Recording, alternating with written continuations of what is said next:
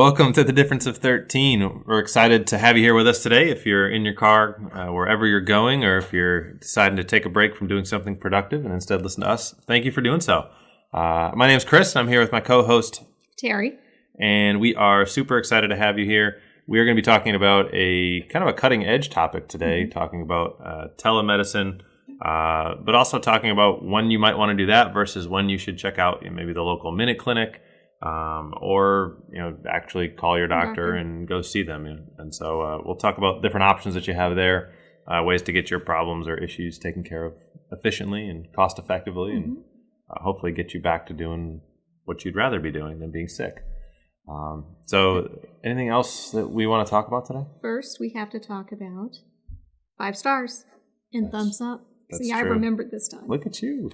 On point today. Yeah, I don't know what happened. Yeah. So wherever you're listening to us, if you enjoy what we're talking about and you find it helpful, definitely would appreciate 5 stars. Or if you're on YouTube, thumbs up. Good to see you. 2 thumbs up would be awesome. So as always, if you guys have questions, comments, ideas for topics coming down the line, let us know. We actually get a lot of our ideas for topics from those questions. So go ahead and send them on in. But without further ado. Right. So you wake up one day and you've got the green stuff coming out of your nose and you're coughing and something's up. What are your options? Call my boss and tell him I'm not coming in. Okay, after that. So in the old days, you would call your doctor's office. What year was the old days? Last week, I don't know. Well, when were your old days? Long time ago. Did they have phones then? With carrier pigeons. Oh, did you really? Yeah. Wow. Did you have to train them, or did they just know what to do? They're smart. Tie a little note to their little leg and send them off and hope they come back. What if somebody stole your pigeon? And, your note got lost in the mail. Oh, gotcha. Okay, sorry. I digress. Yeah. Anyway, so after you call in sick to work, then in the old days, like I said, you call and try to get an appointment at your doctor's office, which if it's the height of flu season, they may not have any appointments, but that's what you had to do. You really didn't have any other choice, or just sit there and be sick. But I was recently sick, and I did call in sick. And yes, you did. For a few days. I did, which is rare for me. My insurance offered the option of doing a telehealth appointment. What is telehealth?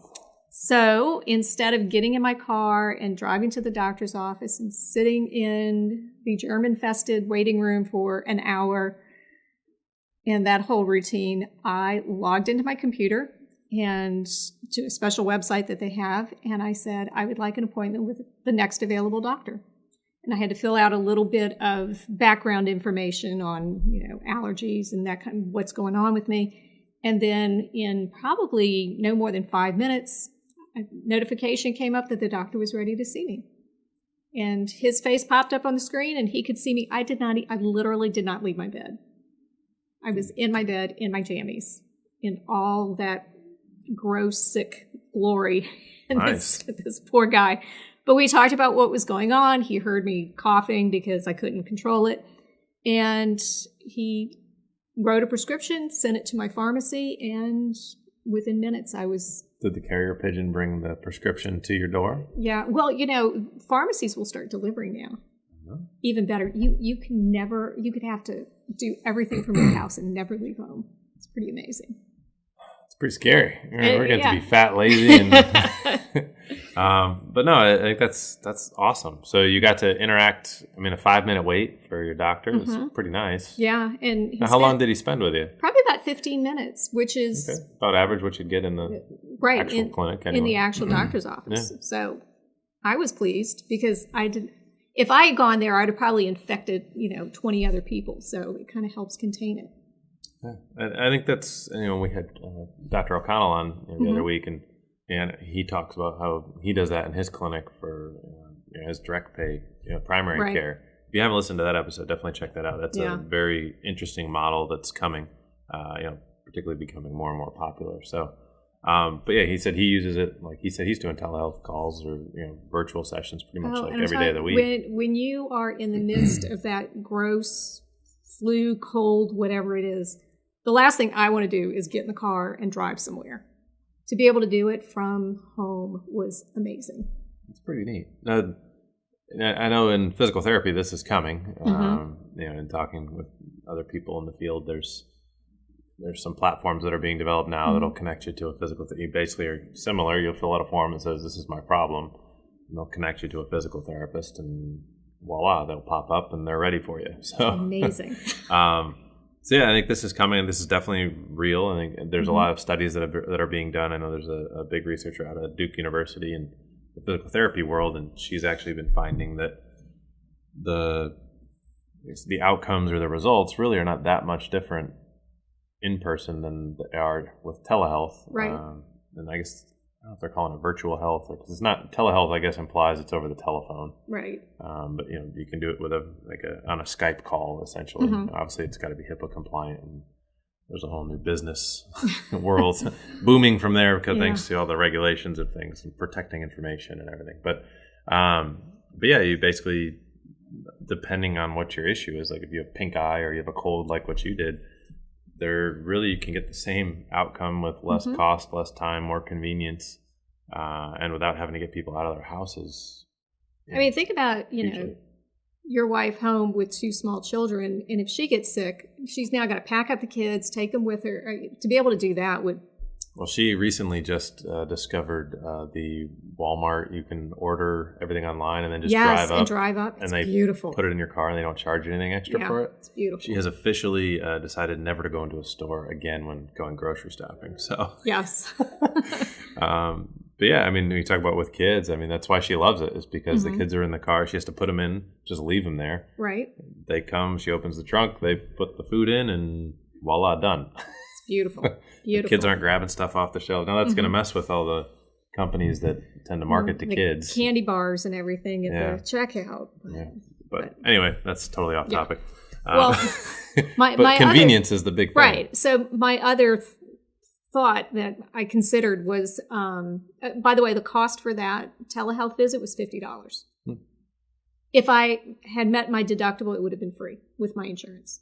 Nice. So... the other option I considered was doing like the walk-in clinic at the Target or the CVS, Minute Clinic, I think some of them are called. And it's a nurse practitioner or a physician's assistant. And you can just walk in and they will check you out for minor illnesses or ailments. And those I think run about more like $200. Yeah, I know they say minute clinics, but it's a little longer. You end up waiting. It's a little longer than a minute. It's kind of hit and miss just depending who's there. It's first come, first serve, right? First come, first serve. But it's, again, if your doctor's office can't get you in, but also if you go see your doctor, it's probably going to cost you more. So if we're saying from a price standpoint, telehealth, it sounds like, is going to significantly reduce cost. And then you have your kind of minute clinics, walk-in clinics, those would be kind of mid-grade, and then your actual doctor visit. Now, obviously, this all depends on your insurance, and I know we've talked a lot about the complexities of that system. Deductibles and copays. And so, yeah, I mean, you definitely would want to do your homework, and like for you with your insurance, the telehealth was an option. For some people, it may not be. But there also are a lot of doctors out there like Dr. Patterson or Dr. O'Connell who... really it's just part of their practice, and so you can pay cash. In preparing for this, I saw there are apps, because there's an app for everything. There are apps for contacting a doctor via this way. I couldn't get into how much the price on it without actually signing up for it, but that's another option. You don't have to have it through your insurance. You can also go independently to these doctors. Well, yeah, and I think that's just going to be a further digitization of the bifurcation that healthcare, I think, is going in, where you have all these cash options, which quality is going to be is going to win. So, so in terms of you're delivering value for what you're charging, that's going to be the name of the game there. But then you have obviously the insurance side of it, and if your insurance will cover it, or if it's cheaper for you that way, as opposed to going the private pay route, there's going to be options there too. So definitely not surprised that you're starting to see that in both sectors, I guess, the I don't know if you call insurance the public sector yet, but we'll soon be to that single payer system that everybody wanted. And then you'll have your private pay or your independent business basis. Walk through. How did you find that out that your insurance covered that? Where would somebody find that? Well, they send me a lot of emails telling me that it's an option for us. Excuse me, but like I said, when we selected our insurance plan at the beginning of the open season, that was one of the options that they listed as a benefit of choosing that particular plan, was that we would have access to that. Like I said, they email me quite often to let me know that it is an option, because I'm assuming it's a lot less expensive for them and they have a vested interest in keeping their costs down. So if you don't know whether or not that is an option for you, I would say call the member services number on the back of your card and they can let you know what you have. Now, and then did they have a specific list of ailments or issues that you could do it for? Yeah, they did. I can't remember what they all were now, but it was obviously, if you think you have a broken leg, telehealth is probably not the way to go. You should probably get yourself to a actual doctor who can do x-rays and figure that out. But, they were saying colds and rashes and, pink eye, like you said. A little bit of my concern was, he couldn't listen to whether or not I had wheezing in my chest. But he was very explicit about, I'm going to send in this prescription for antibiotics. If you're not better in 48 hours, you need to go see your primary care. Mm-hmm. So there is some responsibility on the patient side of making sure that you're aware of the limitations of the exam that you're going to get this way. Right. And that if things are not improving, you're still going to have to go and see an actual doctor.